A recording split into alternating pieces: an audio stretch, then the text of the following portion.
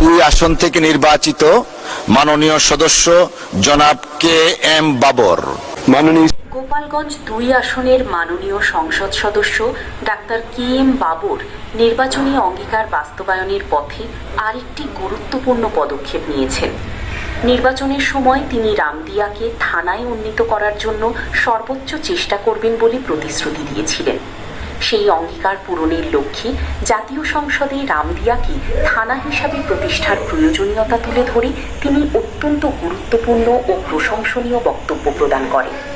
সবার দাবি একটাই, রামদিয়াকে উপজেলা ঘোষণা চাই। বক্তব্যটি হুবহু তুলে দেওয়া। আমার নির্বাচনী আসনে 7টা যে ইউনিয়ন আছে কাশিয়ানী জেলার, ওটা কাশিয়ানী সদর থানা থেকে অনেক দূরে, প্রায় 40 কিলোমিটার দূরে, গোপালগঞ্জ সদর থানা থেকে প্রায় 50 কিলোমিটার দূরে। তাই আমি মাননীয় স্বরাষ্ট্রমন্ত্রীর কাছে আমি অনুরোধ প্রার্থনা করছি, ওই রামদে যে তদন্ত কেন্দ্র আছে ওই তদন্ত কেন্দ্রটাকে যেন একটা পূর্ণাঙ্গ থানা হিসেবে রূপান্তরিত করেন। গোপালগঞ্জ 2 আসন থেকে নির্বাচিত মাননীয় সদস্য জনাব KM বাবর। মাননীয় স্পিকার, আমার নির্বাচনী এলাকা গোপালগঞ্জ 2 এর জনগণের পক্ষ থেকে স্বাস্থ্য খাতের কয়েকটি গুরুত্বপূর্ণ বিষয় তুলে ধরতে চাই। মাননীয় স্পিকার, আমার নির্বাচনী এরিয়ায় একটা ডেন্টাল কলেজ হয়েছে। আপনি জানেন বিগত একনেক বৈঠকে অনুমোদন হয়েছে, কিন্তু 90% কাজ সম্পন্ন হয়েছে, অথচ এখানে 10% কাজের জন্য এখন এই ডেন্টাল কলেজ মানুষের সেবায় কাজ করতে পারছে না। এই জন্য আপনার মাধ্যমে আমি স্বাস্থ্যমন্ত্রীর কাছে প্রার্থনা করব আমাদের এই গোপালগঞ্জ ডেন্টাল কলেজটা যেন চালু হয়। এই ডেন্টাল কলেজ চালু হইলে শুধু গোপালগঞ্জের মানুষ উপকৃত হবে না, আমার বিশ্বাস দক্ষিণ অঞ্চলে 21টি জেলার মানুষ এই ডেন্টাল কলেজের সেবা নিতে পারবে।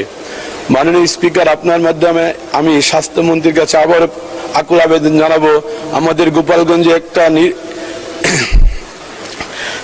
আই হসপিটাল আছে, এটা একটা ইনস্টিটিউট। এই হাসপাতালে পর্যাপ্ত ডাক্তার নেই। এই হাসপাতাল বাংলাদেশে একটা আধুনিক হসপিটাল। এই হাসপাতাল যদি সুষ্ঠুভাবে পরিচালনা হতে পারে, দক্ষিণ অঞ্চলে এবং উপকূলীয় অঞ্চলের মানুষগুলো এই হাসপাতাল থেকে চিকিৎসা সেবা নিতে পারবে, যাতে ঢাকার উপর লোড কম পড়বে, মানুষের আর ঢাকামুখী হতে হবে না।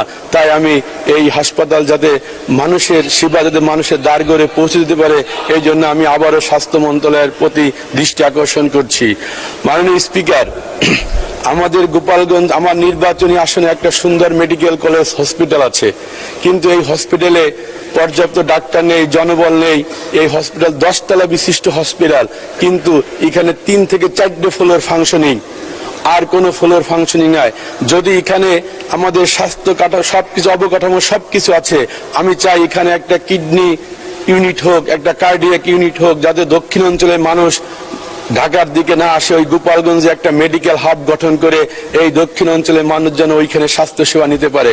এই কারণে স্বাস্থ্যমন্ত্রীর কাছে আমি প্রার্থনা করব, গোপালগঞ্জের স্বাস্থ্য যে স্থাপনাগুলো আছে সেগুলো যদি সঠিকভাবে বাস্তবায়ন করা হয়, আমার মনে হয় ঢাকামুখী মানুষের চাপ কমে যাবে।